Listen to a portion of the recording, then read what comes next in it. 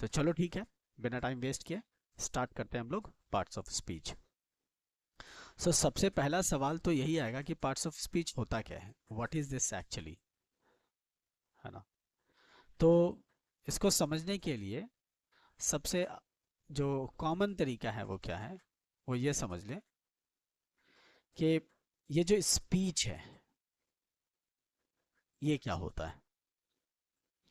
तो स्पीच क्या होता है, इसको हम अदर वर्ड्स में कह सकते हैं, एक स्टेटमेंट कह सकते हैं, है ना। और स्टेटमेंट को हम एक सेंटेंस भी कह सकते हैं।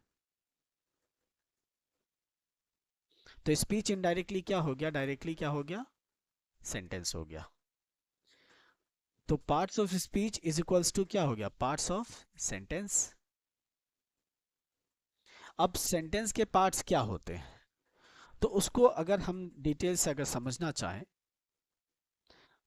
तो एक सेंटेंस यहाँ पे एक एग्जाम्पल के तौर पे ले, जैसे आई लव माई कंट्री। ठीक है। अब ये जो सेंटेंस है इसमें 4 वर्ड्स है, 1 2 3 and this is fourth one. तो चारों वर्ड्स के अपने मीनिंग भी हैं। आई का मतलब मैं होता है, लव का मतलब प्यार करना होता है, माई का मतलब मेरा होता है, और कंट्री का मतलब देश होता है। लेकिन क्या ये मीनिंग पार्ट्स ऑफ स्पीच कहलाएगा? नहीं। ग्रामेटिकली जितने भी वर्ड्स यहां पर है ना, I love my and country, इन सारे वर्ड्स को ग्रामर में भी एक नाम दिया गया है। अब क्या नाम दिया गया है, तो आई को हम लोग प्रोनाउन बोलते हैं। क्या बोलते हैं? प्रोनाउन बोलते हैं। लव को क्या बोलते हैं हम लोग? वर्ब बोलते हैं। माई क्या होगा? एडजेक्टिव होगा। और कंट्री क्या हो जाएगा? नाउन हो जाएगा। Now these words, these terms are called parts of speech. ये जो terms है ना, pronoun, verb, adjective और noun, ये क्या कहलाता है? parts of speech कहलाता है। समझ गए parts of speech क्या है? तो जितने भी letters, सॉरी, जितने भी words आएंगे किसी भी सेंटेंस के अंदर, वो सारे के सारे वर्ड्स ग्रामेटिकली कोई ना कोई पार्ट्स ऑफ स्पीच होगा। तो ये तो मैंने एक छोटा सा सेंटेंस लिखा। Let's write a big sentence. जैसे एक थोड़ा सा बड़ा सेंटेंस में ले लूं, I have been waiting here for 2 days। ये सेंटेंस है ना। अब यहां पे देख लो, आई क्या हो गया? प्रोनाउन हो गया। डिटेल्स हम लोग जानेंगे इसके बारे में जब एक एक करके पढ़ेंगे कि आई को पर्सनल प्रोनाउन कहते हैं। हैव क्या है यहाँ पे? वर्ब है, हालांकि हेल्पिंग वर्ब, इसको पढ़ेंगे बाद में। बीन क्या है? अगेन वर्ब हो गया। वेटिंग क्या हो गया? अगेन वर्ब हो गया। हियर क्या हो गया? एडवर्ब हो गया। फॉर क्या हो गया? प्रपोजिशन हो गया। टू क्या हो गया? एडजेक्टिव हो गया। और डेज क्या हो गया? नाउन हो गया। तो अब इतना तुम्हें समझ में आ गया होगा कि पार्ट्स ऑफ स्पीच होता क्या है ना। तो जो भी ग्रामेटिकल टर्म्स मेजर जो हम यूज करते हैं किसी भी सेंटेंस के अंदर, यानी जितने भी वर्ड्स हैं एक सेंटेंस के अंदर, उन सेंटेंसेस को हम किसी न किसी, सॉरी, उन सेंटेंस में जितने भी वर्ड्स हैं उन सारे वर्ड्स को हम किसी न किसी टर्म से जानते हैं, किसी न किसी नाम से जानते हैं, है ना। और वो जो नाम है ना, वही क्या है? पार्ट्स हो गए, स्पीचेस के पार्ट्स हो गए।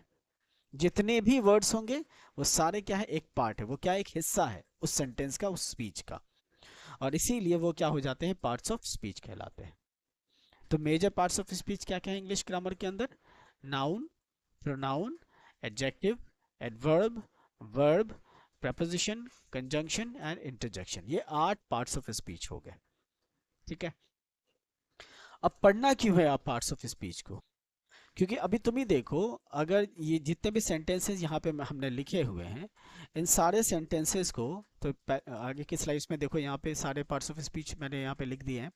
तो ये नाउन हो गया, ये प्रोनाउन हो गया, एडजेक्टिव हो गया, वर्ब हो गया, एडवर्ब हो गया, प्रपोजिशन, कंजंक्शन एंड इंटरजेक्शन। क्यों पढ़ना है? क्योंकि अगर मान लो जैसे मैं प्रपोजिशन की बात करूं, ठीक है, why should we study preposition? तो एक सेंटेंस अगर मैं यहाँ पे, चलो एक ड्राइंग करता हूँ, एक पेड़ बनाता हूँ, ठीक है। अब इस पेड़ के नीचे एक आदमी मान लो बैठा हुआ है, there's a guy sitting here।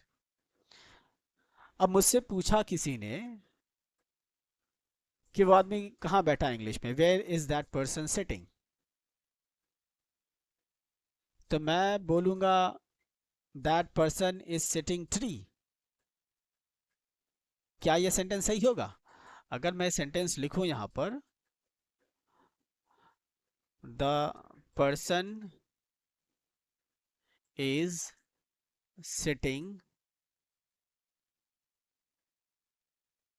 Tree, यह सेंटेंस सही हुआ? नहीं हुआ। It is not a structured sentence, ये स्ट्रक्चर्ड सेंटेंस नहीं है। लेकिन अगर मैं इसी सेंटेंस के अंदर यहां पर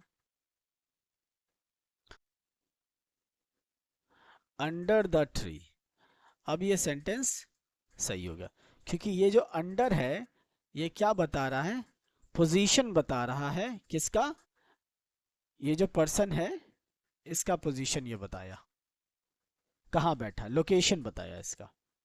तो जितने भी यहाँ पर तुम्हारे पार्ट्स ऑफ स्पीच है ना, जितने भी पार्ट्स ऑफ स्पीच है, चाहे वो नाउन हो, चाहे वो प्रोनाउन हो, चाहे वो एडजेक्टिव हो, चाहे कोई और भी पार्ट्स ऑफ स्पीच है, उन सब का क्या है? एक कोई ना कोई नाम है और उनका रोल होता है। और वो क्या रोल होता है? वो रोल ये है कि वो सेंटेंस को एक स्ट्रक्चर्ड फॉर्मेट में बनाने का काम करता है।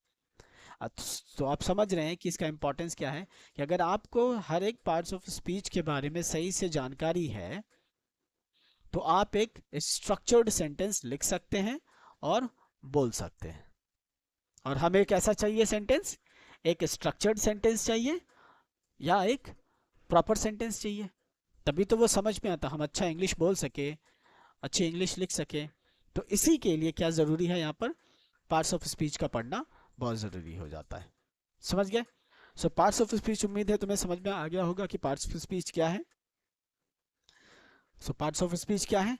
जो ग्रामर में जितने भी सेंटेंस होते हैं, हर सेंटेंस के अंदर जितने भी वर्ड्स होते हैं, वो सारे वर्ड्स क्या है?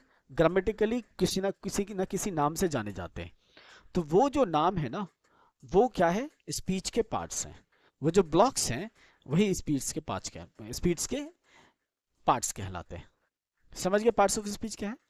सो आज के लिए इतना ही।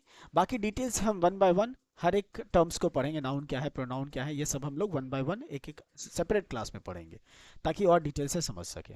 ठीक है, तब तक के लिए थैंक यू वेरी मच। मिलते हैं फिर नेक्स्ट क्लास में।